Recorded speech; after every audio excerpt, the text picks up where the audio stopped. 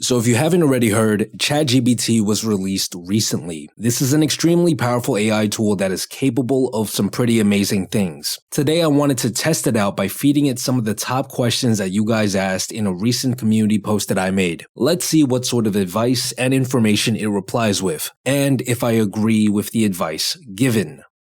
All right, so the first question that I'm going to ask is from the Ring of Tomato Resistance. What is the absolute, infallible, best possible way to quit any addiction? That probably doesn't exist, though. So I'm just going to ask this into ChatGPT. I'll adjust it a little bit so that it's just the question. What is the absolutely infallible, best possible way to quit any addiction? Let's see what it says. So it says that there is no one-size-fits-all solution for overcoming addiction, as it depends on the individual.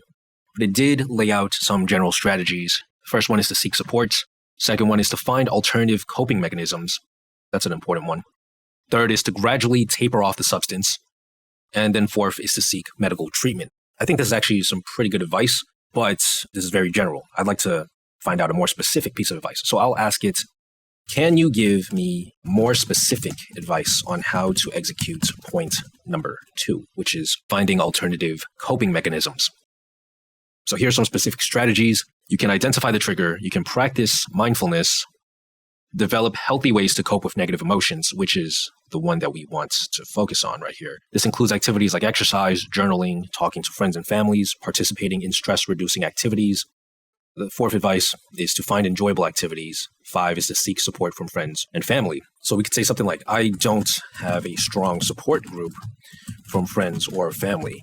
Where can I find these people, right? Because that's a common problem that a lot of people have nowadays. So let's see what it says. If you don't have a strong support group, there are many places that you could find support groups.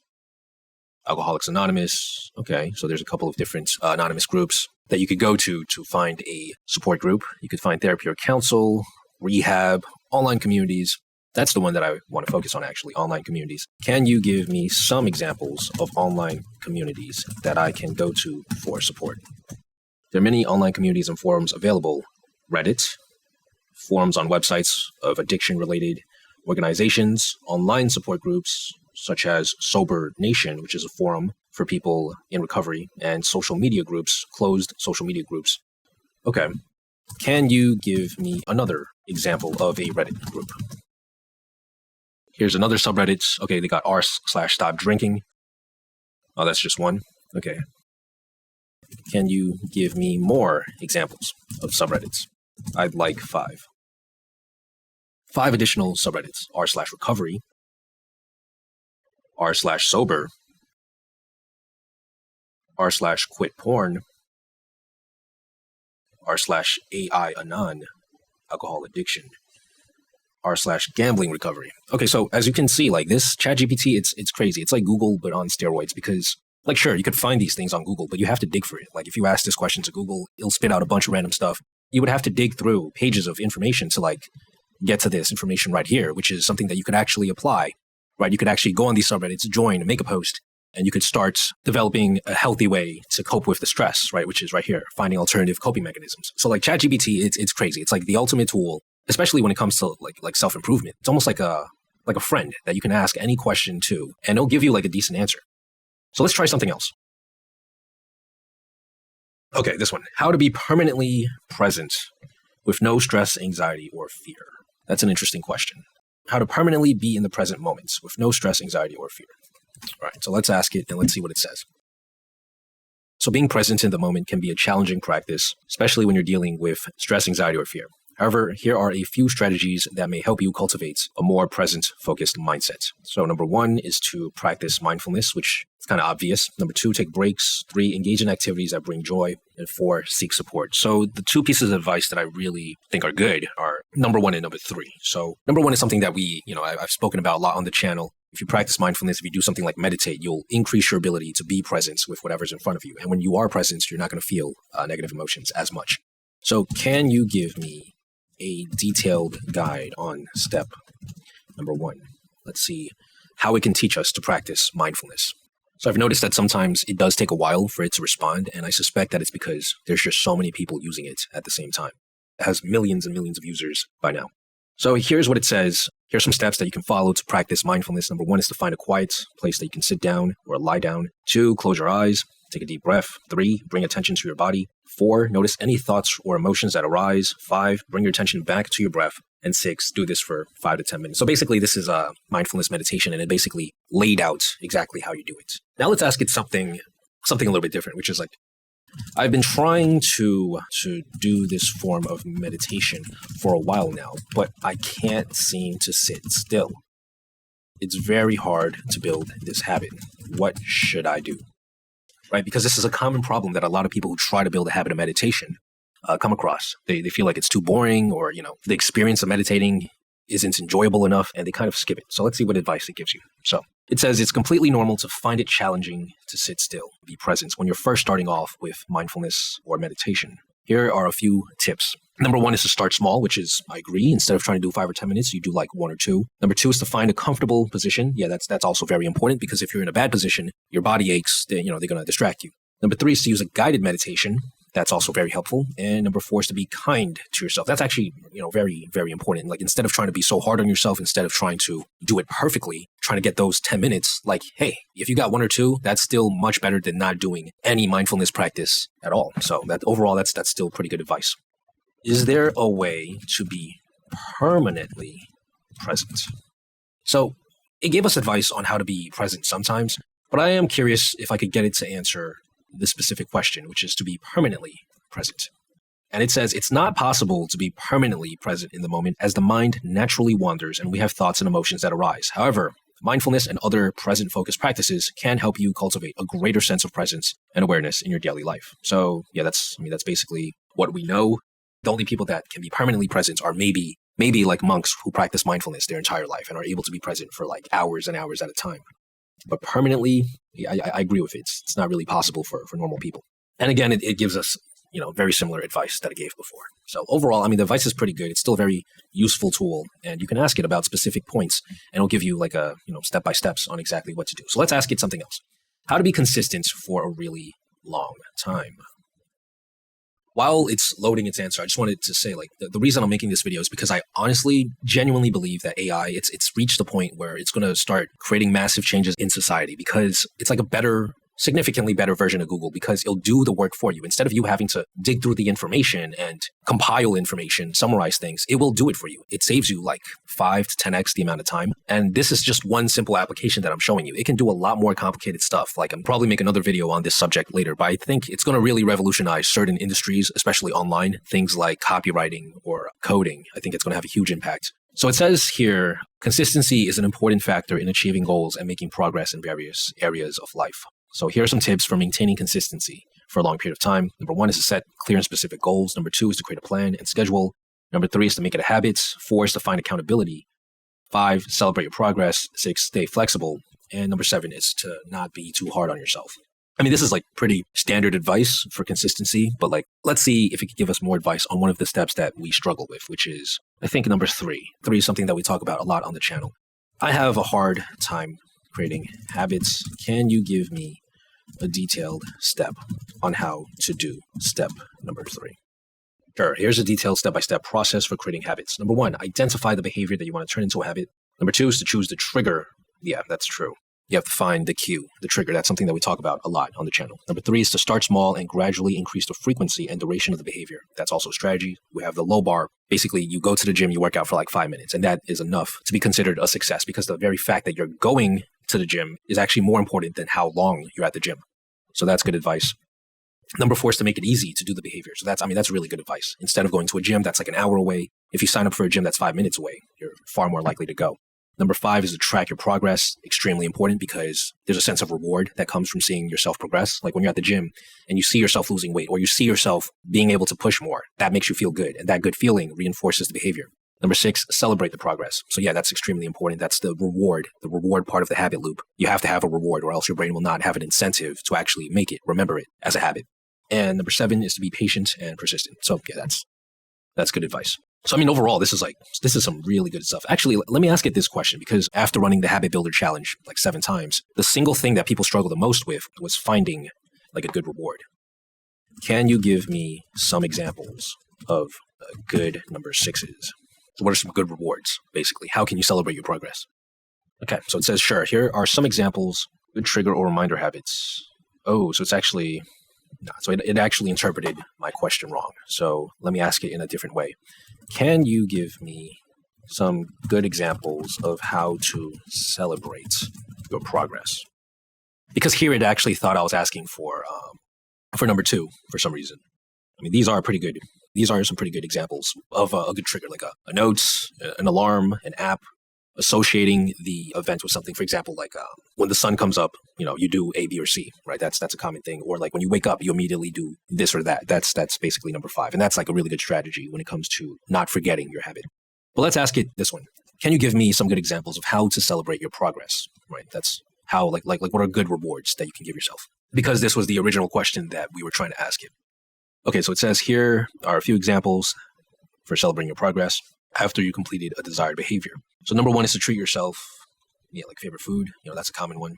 Like I personally always eat after I work out. Number 2 is to share your success with others. That's a pretty good one too. Reflect on your progress. That's basically the seeing yourself progress, seeing yourself grow. That gives you a good feeling. Taking a break. That's right. Setting a new goal. I don't really know about that. 6, recognizing your effort. That's very similar to number 3. So, I mean, these are some pretty good ones, like 1, 2, and 3. They're actually pretty good. Can you give me some healthy examples of number 1?